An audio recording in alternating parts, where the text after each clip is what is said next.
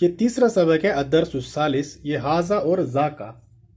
اب ہاذا اور ذاکا میں کیا فرق ہے؟ دیکھیں، ہاذا آپ پڑھ چکے ہیں، جو مذکر کے لیے اور نزدیک کے لیے اور سنگولر کے لیے استعمال ہوتا ہے۔ ذاکا یہ نزدیک کے لیے نہیں استعمال ہوگا، یہ جو ہے درمیانی مسافت کے لیے استعمال ہوگا۔ دیکھیں، آپ ادھر گرامیٹیکل پوائنٹس میں پڑھ سکتے ہیں کہ ذاکا یہ اس میں اشارہ ہے اور مفرد مذکر کے لیے استعمال ہوتا ہے جبکہ وہ درمیانی مسافت پر ہو، یعنی نہ بہت دور ہو نہ بہت نزدیک ہو۔ آگے ذالکا یہ اس میں اشارہ ہے، مفرد مذکر کے لیے استعمال ہوتا ہے جبکہ وہ دور ہو، اور تلکا یہ مونس کے لیے استعمال ہوتا ہے جبکہ وہ دور ہو۔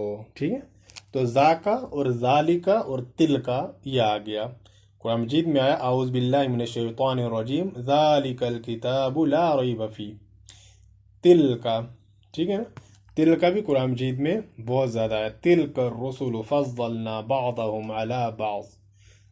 ٹھیک ہے، تلک امت قد خلت، یہ بھی آیا ہے۔ تو یہ تمام قرآن مجید میں آئے ہیں۔ عربی سیکھیے، قرآن مجید کو سمجھیے، اللہ کے نزدیک ہوں۔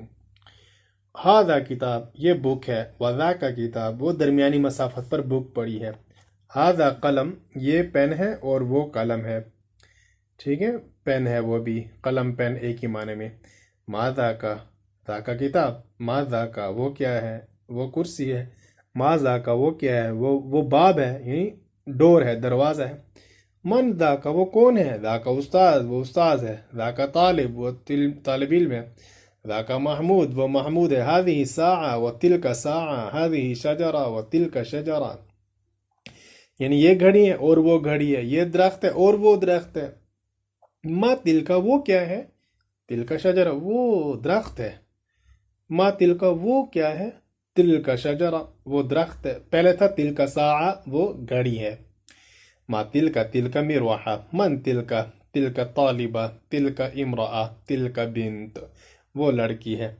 اچھا، ایک بات بتاؤں، عربی سیکھنے کے لیے ضروری ہے کہ آپ زبان سے ترجمہ زیادہ مت عادت بنائیں، بلکہ ترجمہ آپ کے ذہن میں ہونا چاہیے۔ تو یہ جو عربی دی گئی ہے آپ نے اس کو پڑھنا ہے۔ چلو پہلی دفعہ ترجمے سے پڑھ لیں، دوسری دفعہ بغیر ترجمے کے اس کو 2-3 دفعہ دہرائیں، اس طریقے پر دیکھیں۔ هذه ساعة وتلك ساعة، هذه شجرة وتلك شجرة، ما تلك، تلك ساعة، ما تلك، تلك شجرة، ما تلك، تلك مروحة، من تلك، تلك طالبة، من تلك، تلك امرأة، من تلك، تلك بنت۔ ذالک والد وہ والد ہے، وذالک ولد وہ لڑکا ہے، بیٹا ہے، وتلک بنت اور وہ بیٹی ہے۔ اب یہ دیکھیں فرق بھی مذکر مؤنث میں سامنے آ گیا۔ اب اس کی ایکسرسائز میں آتے ہیں، عربی میں ترجمہ کریں۔ یہ اپنے نوٹ بک پر لکھنا ہے۔ مذکر الفاظ، وہ مسجد ہے، ذالک مسجد وہ میدان ہے، ذالک میدان، ٹھیک ہے، وہ گھر ہے، ذالک بیت وہ چارپائی ہے، ذالک سریر۔ یہ دیکھیں میموری چارٹ دیا ہوا ہے، یہ لکھے ہوئے ہیں، یہ کوئی مشکل نہیں ہے، آپ یہاں سے دیکھ سکتے ہیں۔ جی پھر دوبارہ آتے ہیں، وہ سڑک ہے، ذالک شارع وہ کون ہے؟ من ذالک، من ذالک وہ طالب علم ہے، ذالک تلمیذ وہ منشی ہے، ذالک کاتب، ذالک مؤذن، ذالک سعید۔ اب مؤنث الفاظ کی ایکسرسائز بھی لکھنی ہے۔ وہ کمرہ ہے، تل کا غرفہ۔ اب یہاں پر تل کا آ گیا، ذالک نہیں آئے گا کیونکہ غرفہ مؤنث ہے، مؤنث کے ساتھ تل کا استعمال ہوگا۔ وہ درخت ہے، تل کا شجرہ، تل کا شمس۔ اب شمس کے اندر گول تا نہیں ہے لیکن پھر بھی یہ مؤنث ہے۔